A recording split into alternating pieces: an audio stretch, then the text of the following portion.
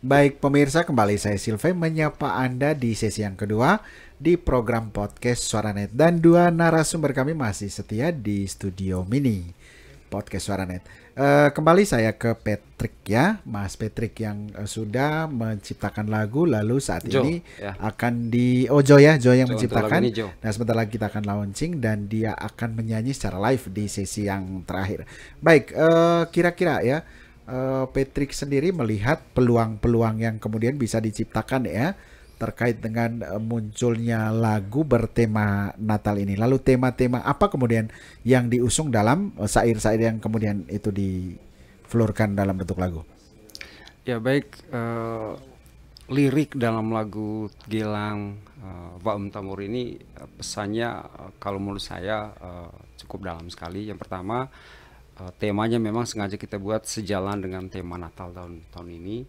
Kemudian bahagia dan damai di bumi ya, kira-kira gitu. Lalu di per liriknya itu kurang lebih harapan kita akan kedatangan Sang Juru Selamat di tengah kita, sehingga berharap bahwa akan selalu membawa kedamaian untuk kita umat manusia di bumi. Lalu di bagian refrainnya itu ada pesan kurang lebih mengajak kita semua untuk bersatu hati, bergandengan tangan, ketawa bersama, lalu tidak ada dendam, dengki, kurang lebih seperti itu. Mengajarkan persaudaraan ya. Jadi tema Natalnya sesuai dengan tema-tema Natal. Ya, terkait dengan persaudaraan ini saya mengingat sesuatu ya, Pak Denis. Terkait dengan menjalin persaudaraan sesama ya, warga Indonesia atau warga Manggarai, kira-kira Pak Denis dari syair ini ada tidak pesan yang sangat-sangat tepat ya untuk disampaikan kepada masyarakat Manggarai saat ini? Waktu kami mendekati teman-teman Neralino untuk menciptakan lagu Natal, sebenarnya di pikiran saya itu supaya sekaligus mencerminkan ajaran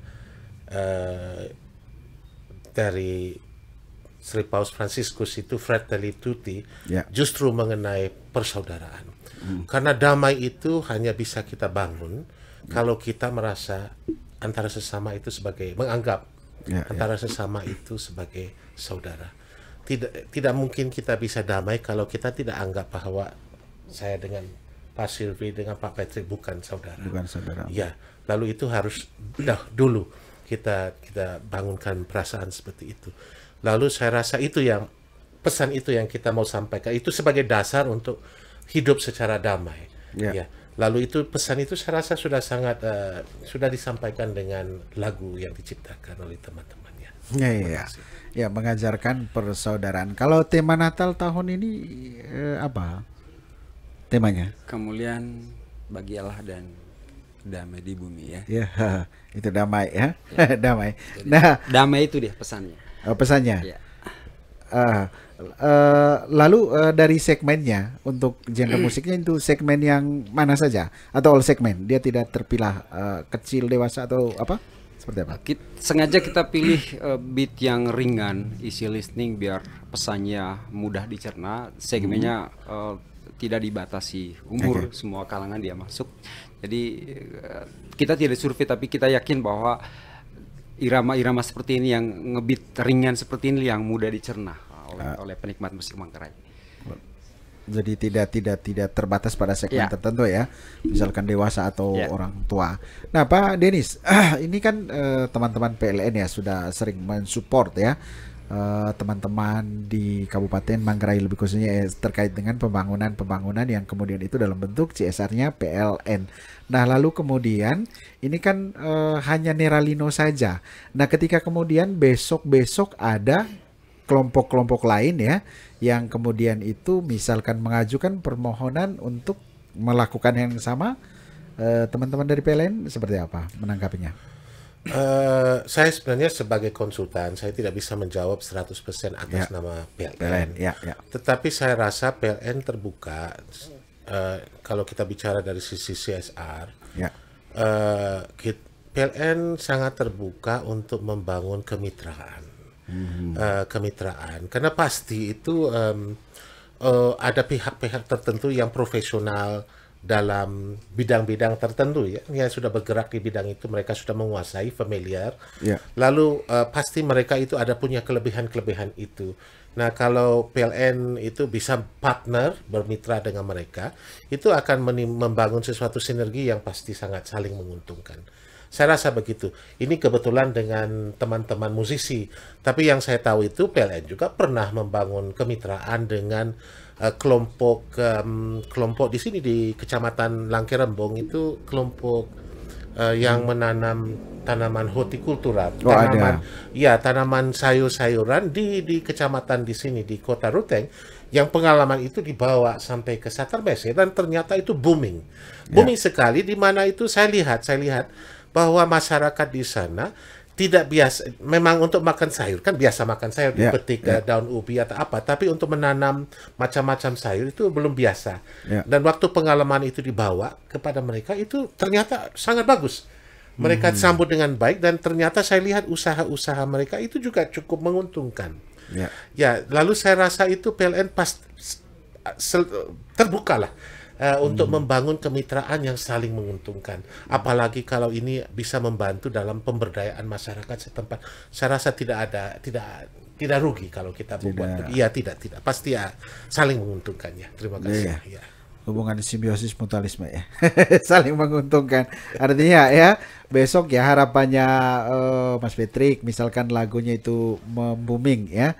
Misalkan bisa lah ya mengangkat sedikit keberadaan dari teman-teman Neralino. Nah, ke depan kira-kira target apa kemudian yang mau dicapai oleh teman-teman dari Neralino ini? Ya baik, Neralino ini sebenarnya baru dibentuk beberapa bulan terakhir ya. Tapi jauh sebelum ada Neralino, teman-teman ini sudah masing-masing punya aktivitasnya masing-masing. Ada yang bermain di YouTube, ada yang punya YouTube, ada yang di wedding dan lain-lain. Tapi ke depan jujur kita baru punya 2 karya di Neralino ini ya. Tapi sekarang secara pribadi kita sebenarnya sudah jauh ini sudah banyak karya. Ke depan saya pribadi ingin untuk jangka panjang kita memang bukan konsen, tapi kita coba angkat musik-musik yang bermuara dari adat Manggarai. Jadi misalnya selama ini kita selalu main lagu-lagu yang populer, lagu-lagu dari luar. Jadi kita coba eksplor dengan segala kekurangan kita coba memainkan alat-alat, atau paling tidak kita menyanyikan lirik-lirik lagu asli Manggarai, misalnya Goet Manggarai, ya Nenggo lah katakan gitu. Nenggo. Nah, menarik. Nenggo itu sebenarnya ya kalau saya mendengarnya sepintas, ya itu genre musiknya orang Manggarai ya. Lalu kenapa kemudian tidak dicoba selama ini ya, kalau kita mau flashback? Ya, saya pinjam kata-katanya orang-orang hebat. Nenggo ini tidak mainstream, saya bilang ya, tidak mainstream. Aliran yang peminatnya sedikit. Sedikit. Dari sisi komersil mungkin kurang begitu diminati, tapi saya pikir siapapun itu wajib mendengungkan Nenggo ini kemana-mana. Jadi biar tidak ditelan oleh kemajuan zaman saat ini. Ya kita tahu bahwa termasuk kami, kita sering nyanyikan lagu-lagu luar, tapi kadang kita lupa wah kita ini orang Manggarai, kita punya identitas sebenarnya. Jadi ya katakanlah misalnya dari 5 lagu, apa salahnya kita satu nyanyikan lagu Nenggo toh? Betul. Jadi itu yang masih akan kita buat ke depan. Jadi semoga setelah ini sekali lagi dengan segala keterbatasan kita coba buat satu lagu yang mungkin tidak pure Nenggo, tapi paling tidak kita bisa combine antara etnik dan modern. Jadi biar bisa diterima kaum milenial, kita sebut kaum milenial, lalu yang suka-suka Nenggo juga bisa. Intinya dia masuk ke semua segmen lah ya. Oke. Lalu dalam waktu berjalan ya, misalkan kan sudah berapa tahun ini menjalani dunia musik ini, Mas Patrick, sebelum ke Neralino kan belum ada karyanya. Nah, lalu kemudian kira-kira apa sih sebenarnya menjadi akar ya, atau kendala apa yang paling signifikan sehingga mempengaruhi lagu-lagu Manggarai dari segi genrenya kah, atau mungkin promonya kurang? Tidak dikenal di luar gitu kan? Tidak dikenal seperti daerah lain. Misalkan dari daerah A, kenapa mesti hits di Manggarai? Dari daerah B, kenapa kemudian hits di Kabupaten Manggarai.